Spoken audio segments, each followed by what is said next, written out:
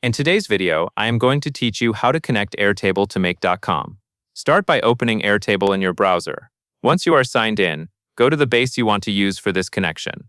In this example, you will select a copy of a payroll template base. The exact name may look different on your screen, but the important part is that you open the base you plan to connect to Make. Take a moment to confirm you can see the tables and data inside, because Make will need permission to access this base. Next, switch over to Make.com. From your Make dashboard, go to your Scenarios area and choose Create Scenario. This opens the Scenario Builder where you can add modules that connect apps together.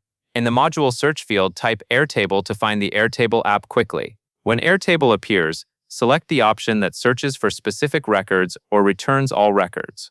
This is a common starting point because it confirms the connection is working and lets you pull data from a table. Now it is time to connect your Airtable account. In the Connection section of the Airtable module, click Create a Connection. You will see different connection methods. Choose Airtable OAuth, since it is the standard and most secure method for connecting Make to Airtable.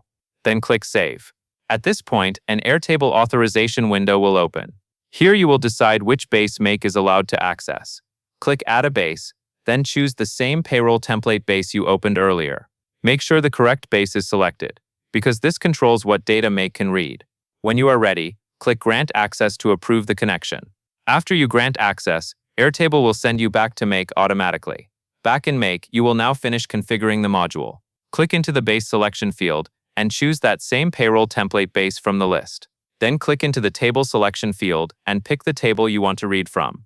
In this example, it is a table named Sheet 1. Selecting the base and the correct table is essential, because Make uses these choices to locate the records you want to work with. Finally, click Save to store the module settings and complete the connection setup. That covers everything you need to know.